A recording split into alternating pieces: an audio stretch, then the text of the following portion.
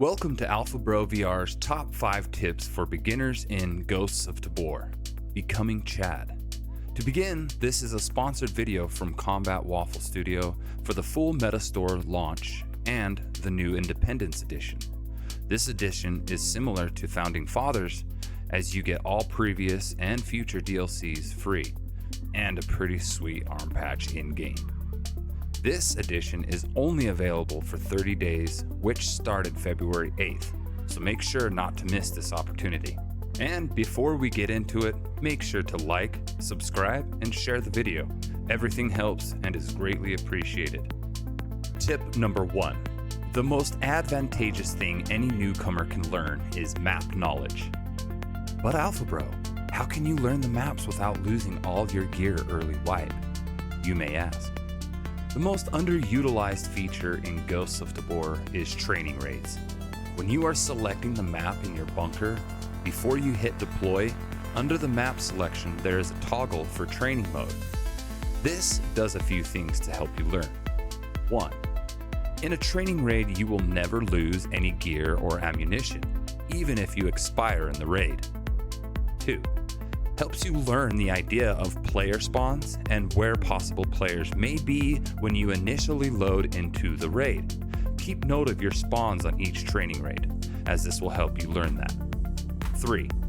Helps you learn the map and routes you want to run in order to loot better, find your extracts, and possible flanking knowledge, which we will get more in depth later in the video. And 4. Engaging enemies at every distance. While these are only Fenix and not real players, it will give you an advantage of learning to shoot better in VR if you are not comfortable or still learning.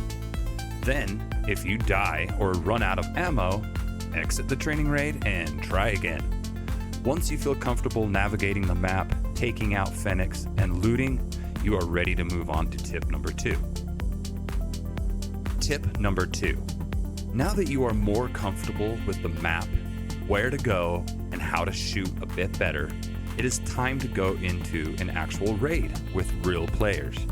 The best knowledge to learn here is to focus on sounds of intel.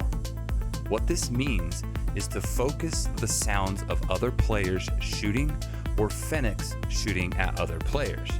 Disregard completely the looting aspect of the raid until you have secured the initial location of spawn.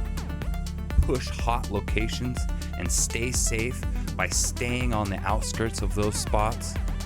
What do you mean hot locations, you ask? Remember when you were in the training raids and you found loot spawns that provided GPUs, key cards, etc.? Those spots. Other players will generally push those locations at the start of a raid to try and secure that loot. If you can beat them to that spot while staying a bit back and waiting for them to fall into your trap, you will have a better advantage in those situations. Always keeping your ears open for any engagements already underway.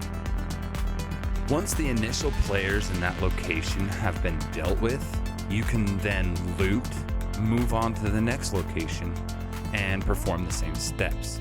Listen, push, listen, act.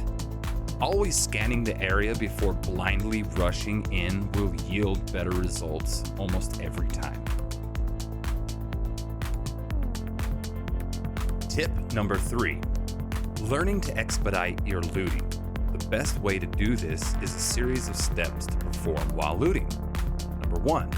When looting filing cabinets or drawers, start at the bottom and work your way up. That way you don't spend time closing each drawer to open the next. Starting at the bottom, all you need to do is open, check, then move upward, leaving the other drawers open. Remember, every second counts, as you are never safe. Number 2, when filling your backpack, start by placing items in one corner of your backpack. Then each subsequent item begins to fill your backpack. For example, bottom left to top right, or bottom to top, or left to right.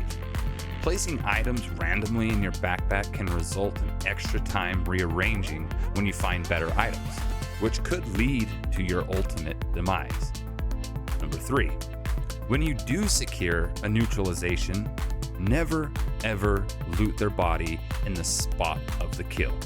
Meaning, you run to the body and grab their backpack and or weapon / armor, and you run to a safe location to rearrange their bag into your bag.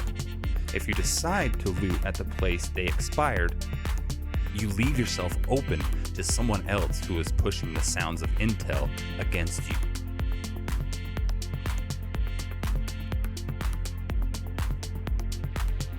Tip number 4. When engaging in a firefight of real players, there are a few things to help better your chances of survival. Number 1, if you and the enemy are exchanging rounds and both have some sort of cover, when you or the enemy breaks line of sight for either a heal or to reload, the best thing that you can do while healing or reloading is flanking or repositioning to a new location. Firefights can be won or lost by the amount of intel you have or give. Meaning, when those situations occur where you need to reload or heal, plan a rotation to a new spot while actively listening to any footsteps, backpacks, or other shots. You can flank to another spot where you can see the last known spot of the enemy was in, or you can flank to another spot that you can see the last spot you were in. When the enemy pushes your last known location and you have a different sight on it, in most situations, you will win the fight because they are unaware of that repositioning. Or they are holding their last spot and you now see them at a different angle, different location, while they think they are safe. The key takeaway from this tip is to not keep peeking the same location over and over. Number 2, if the enemy doesn't know your location, but you hear them either looting, shooting at another player or Fennec, walking, etc., the best thing you can do in this situation is to be aggressive. Be aggressive. Push their location if you are sure and be ready to take them out. In most cases, you will take them off guard and win the firefight. Then, if you get into a standoff, circle back to the flanking / repositioning method. And finally, tip number 5. For this last tip, it revolves around traders for how and who to level with my reasonings behind them. For the order of leveling, first I level Jerry to level 3. What this will do is give you access to AP powder and jars of brass. This seems self-explanatory, but most people don't do this. This will allow you to take out other players with ease, nearly ignoring all armor, giving you greater stopping power to all players on the field. Not only will you have better ammo, you will also get a little discount for bunker resources such as gas, water filters, etc. Next up, I go for minting to level 5, which secures better armor and bigger backpacks. As most players don't level Jerry to get AP right off the start wipe, better armor equals greater survival rate. Bigger backpacks equals more Karunas per raid. The reason I go for ammo and gear over Spectre at the start of wipe is simple. Doing this, I rarely have issues obtaining weapons and parts for weapons during raids, either from other player kills or looting.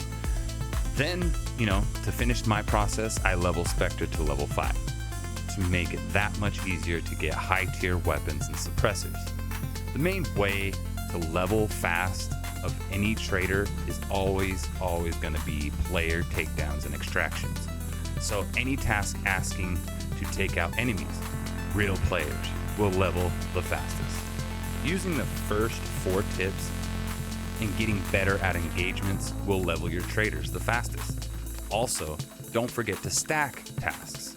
For example, using your assault rifles against players while also doing the 15 player takedowns. Double dipping your tasks gets you XP fast. All right, everybody. I wanted to spend these last few moments thanking Combat Waffle Studio for this opportunity and all of you who support the channel. Hope you can utilize this top 5 guide and become Chads of Tabor. Until next time, AlphaBro out.